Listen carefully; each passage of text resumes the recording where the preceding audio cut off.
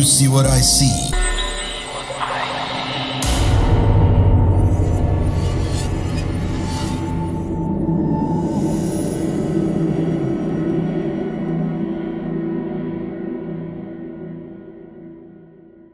Akhirnya kedatangan tamu lagi dan film kali ini ya karena selalu ada tamu tuh karena pasti mau promo film sesuatu. Dan baru kali ini ada film yang bukan horor beneran, maksudnya horor yang supranatural ya.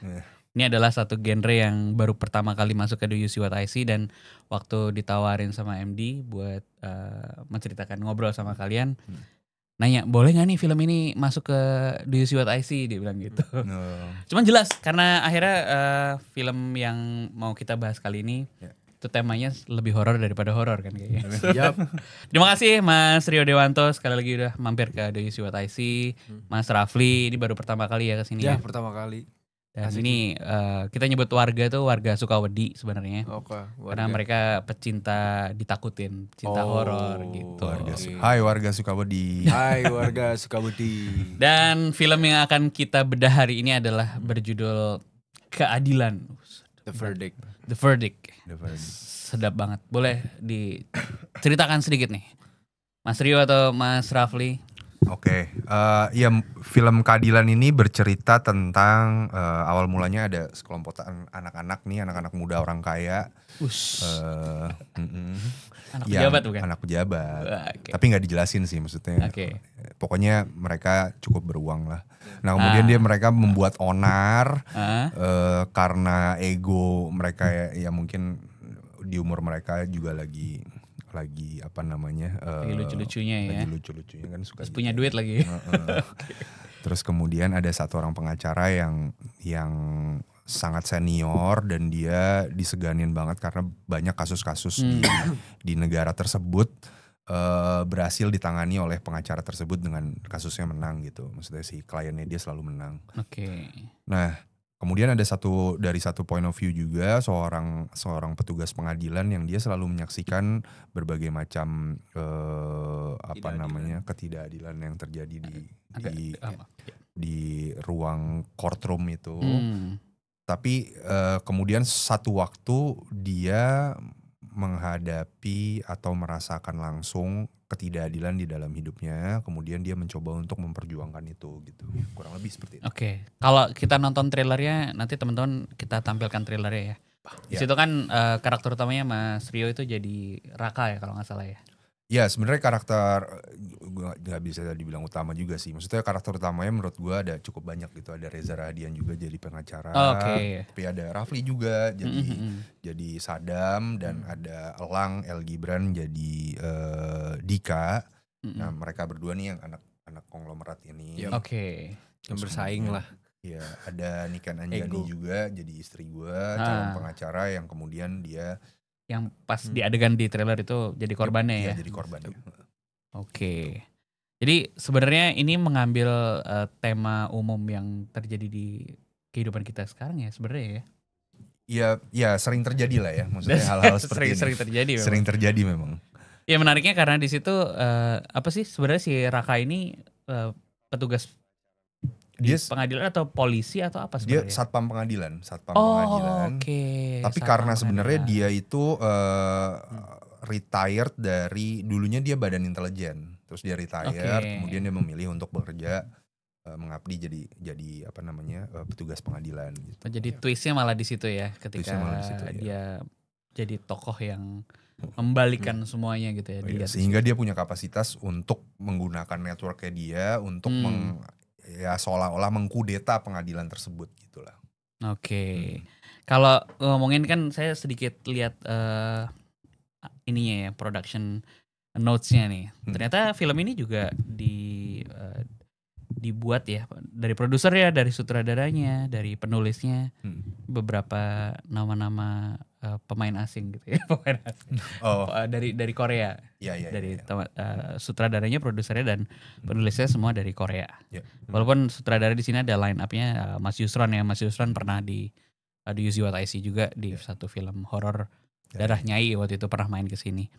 Boleh diceritain sedikit dong, ini sebenarnya cerita adaptasi kah atau kenapa malah banyak ya tadi ya Ya, dari pemain-pemain Korea. dari Koreanya itu. Ya kebetulan memang dididik sama Shin Tae-yong kali ya. Enggak ding. Iya kalau dari gue sendiri sih emang pertama kali gue di approach Mas Yusron yang hubungin gue. Oke. Dia bilang, "Yuk ketemuan yuk, aku punya project nih mau nawarin kamu." Terus udah makan malam, ada sih produser Koreanya juga. Oke, namanya oke. Mr. Yun kalau nggak salah. Ya, Mr. Song Hyun Ju. Ya, Song Song Hyun. Hyun Ju. Song Iya. Hyun. Oke. Ngobrol-ngobrol lah, filmnya begini-begini, ceritanya begini, dan waktu itu dia cerita pemain yang udah on board itu ada Reza Rahadian. Pada waktu itu baru Reza. Wah, oke banget nih Mas, mau dong. Ya udah akhirnya ngobrolin schedule dan segala macem. Nah baru setelah itu dikasih skripnya, baru gue juga tahu oh ternyata penulisnya juga orang Korea. Terus gue research, oh ternyata si penulisnya udah nulis beberapa film Korea big hit juga di sana gitu. Oke. Killer Paradox Killer Oke. series. Iya. Nah terus ya itu sutradaranya ternyata Yusron bareng sama si sutradaranya A Killer Paradox itu. Oke. Gue baru tahu juga di tengah jalan pas di awal soalnya dibilangnya cuma sutradaranya Yusron doang. Apa mungkin mereka ngomong gue lupa kali ya. Iya. Pokoknya join lah, pokoknya langsung. Iyalah, langsung lah. Apa yang menarik dari cerita keadilan ini? Maksudnya kan ini sebuah genre yang ya sensitif juga, terus juga genre yang jarang juga ya kita di Indonesia. Iya, lumayan Ya, lumayan apa jarang. yang membuat film ini jadi menarik? Mungkin yang bikin menarik itu ini sih Mas, kayak genre yang dibawa juga yang dari awal kita dikasih tahu kan ini courtroom drama, thriller, plus ada actionnya juga kan. It's something yang sesuatu yang mungkin di Indonesia pun mungkin belum ada ya film yang courtroom drama, thriller, action. Dan itu yang mungkin membuat film ini menjadi unik, dan isu yang dibawa, yang diangkat itu isu yang sangat universal dan fresh banget gitu. Dan semoga ya pesan-pesan yang ada di film itu juga bisa tersampaikan. Ini setnya memang hampir 100% di pengadilan. Di pengadilan. Atau Tapi ada adegan Ya 70%. ada adegan yang lainnya di luar sampai actionnya keluar nanti. Ada.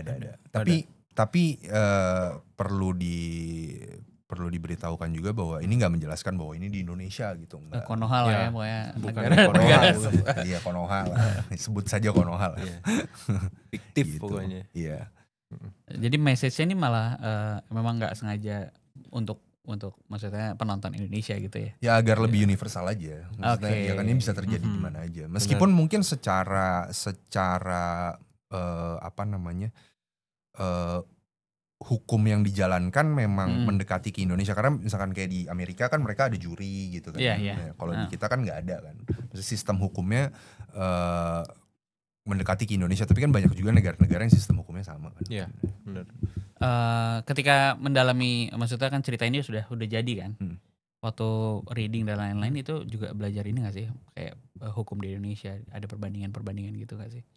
Karena gue kan jadi satpam ya, dan kebetulan di kehidupan asli gue tuh dulu gue pernah sekolah hukum tapi drop out bro. Nggak, tapi kan maksudnya untuk mendalami karakter, kuliah. ada mendalami karakter di pengadilan dan segala macam prosesnya, itu sempat lihat-lihat pengadilan Indonesia nggak sih kayak gitu?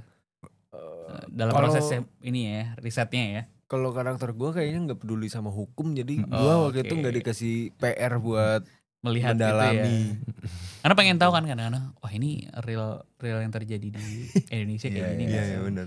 Dan praktek-praktek yang umum terjadi juga kan. Karena ini kan kayaknya kalau lihat dari trailernya ada kayak satu karakter lawyer yang perlente terus. Atau mungkin Reza kali ya. Ada Kita nggak tahu juga bribing pendalamannya segala Reza macam. kan ya. Karena Reza kan jadi pengacara di situ kan. Mungkin ya dia researchnya mungkin ke situ. Tapi kalau kita waktu itu lebih ke ketika persiapan tuh dibikin simulasi pengadilan di kayak di tempat kita workshop gitu. Jadi udah bangku pengacara terus ada pokoknya sesuai sama pengadilan gitu. Posisi-posisi di ruang pengadilan itu kayak hakim, pengacara, jaksa. Jadi film ini kalau dibilang kan maksudnya teman-teman yang suka horor tuh pasti kan ada aspek yang tegangnya, terus mungkin plot twistnya atau hal-hal yang bikin gemes atau orang takut dengan keadaan yang sebenarnya gitu. Ya. Nah, di part mana yang kira-kira orang-orang yang pecinta horor ini bakal, wah ini menarik nih kayak gini nih. Karena kan kalau dilihat tadi kan settingnya kalau ngomongin courtroom atau pengadilan kan lebih ke tektokan argumen, membosankan. Nah, gue pengen tahu nih seperti apa sih yang membawa temanya ini menjadi sebuah film yang menarik untuk ditonton bagi para pecinta horor nih. Mungkin karena gue juga belum nonton gitu ya. Tapi ketika gue baca skripnya sih, secara alur cerita tuh twist-twistnya lumayan bikin kayak kok gini ya, kok tiba-tiba bikin ekspektasi kita berubah lagi gitu. Dan ketegangan itu tuh berusaha untuk dibangun tuh dari 5 menit sampai ending selesai gitu. Karena nggak selesai kayak sebenarnya kayak karakter yang gue lakuin kan, dia mencoba untuk menteror pengadilan itu kan. Jadi dengan caranya gitu, dan cara menerornya banyak, dengan dia bawa bom, bawa senjata, kemudian ya itu kan pasti ada tensionnya sendiri kan. Ya kurang lebih gitu. Terus ditambah juga kelakuan-kelakuan nah ini si kawan-kawan Rafli ini ini di film ini karakternya kuat sekali ditonjolkan, maksudnya dari awal ditampilkan. Mungkin sebenarnya karakter Saddam ini salah satu key kenapa karakter Dika bisa melakukan beberapa hal gitu. Dan dia ini sangat manipulatif ya, apalagi dia siapa nih, Saddam nih? Saddam. Sangat mudah untuk memanipulasi lingkungan yang ada di sekitar dia. Dia juga gampang banget buat terpengaruh, buat panas hatinya, dan ya pokoknya usia segitu gue ngerasa dia masih sangat butuh validasi sama ego yang belum bisa dia tahan gitu. Dan gue ngerasa karakter Saddam seperti itu sih. Konflik yang terjadi di film ini terjadi karena mereka ini. Kalau nggak ada mereka nggak ada konflik ya. Konflik yang terjadi ketika kejadiannya terjadi kan. Tapi di courtroomnya sendiri menarik apa film ini? Di persidangannya ya, kan banyak yang adegan perdebatan, adu argumen, terus karakter yang muncul di sana. Kalau dilihat dari filmnya kan sepertinya serius gitu. Iya. Ya cukup serius, tapi di satu sisi juga entertaining juga gitu. Nggak yang talky banget ngomong terus gitu, nggak juga gitu. Tapi ya pastinya ada perdebatan itu, tapi dibikin segimana mungkin supaya terkesan memang ya itu realistis aja yang dia debatin. Dan konklusinya gitu ya mencoba untuk cari serealistis mungkin gitu sih. Jadi sebenarnya kan karakternya juga menarik ya, ketika ya ini sebuah persidangan yang bisa dibilang kan sebenarnya monoton ya. Terus karakternya ditanamkan karakter-karakter yang seperti let's say kalian berdua, terus ada lawyernya yang aneh lagi gitu. Dan ya mungkin jangan di-spill juga supaya. Tapi plot twistnya banyak gak? Cukup banyak. Kayak tadinya kesaksian siapa berubah jadi ini, terus kemudian ternyata dia ya yang melakukan ini. Jadi kayak ada beberapa plot twist gitu. Ini yang bikin menarik ya.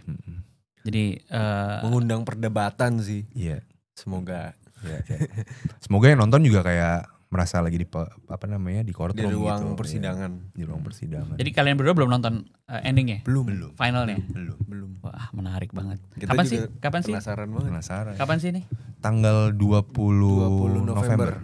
Dan ini kan sebuah film yang jarang ya. Jadi kalau nanya sedikit nih, part actionnya berapa banyak? Apa banyak kan twist di tadi dari reveal ceritanya? Mungkin actionnya berapa, 25% kali ya? 25%. Ya sekitar 25%. 25%. Karena emang nggak menitik beratkan di actionnya sebenarnya. Di twist ceritanya. Di twist ceritanya. Iya. Pesan-pesan tersiratnya. Asik.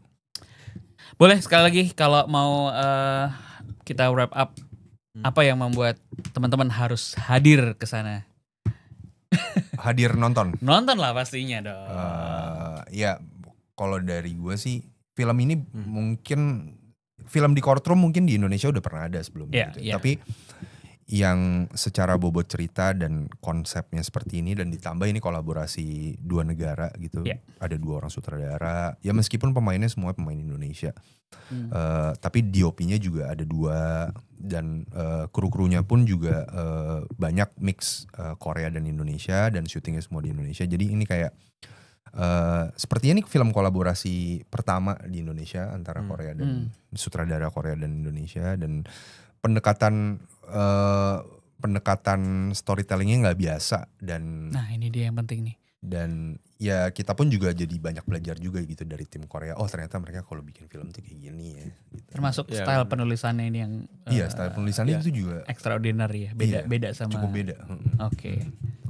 Kalau dari Mas Rafli, apa yang membuat ini spesial sehingga warga desa Sukawudi itu ini nggak boleh dilewatin nih? Warga desa Sukawudi pokoknya harus nonton film ini karena ada gue aja. karena ada Mas Rio Dewanto, ada Mas Reza Radian, itu sih sebenarnya dua aktor yang, dan apa ya ceritanya yang akan dibawakan oleh film ini menurut gue adalah cerita yang sebenarnya secara kita denger ya mungkin terdengar bakal kompleks, tapi sebenarnya nggak sekompleks itu juga kok. Masih bisa dinikmatin, masih bisa ditonton dengan keluarga, atau mungkin anak-anak SMP juga mungkin masih bisa membuat melek hukum gak sih? Membuat melek hukum. Iya, semoga ya. Karena ya. Oh ternyata hukum kayak Konoha juga kayak gini kan gitu kan. Mungkin. Karena bahasa hukum di Indonesia tuh agak sulit ya untuk dimengerti ya kan.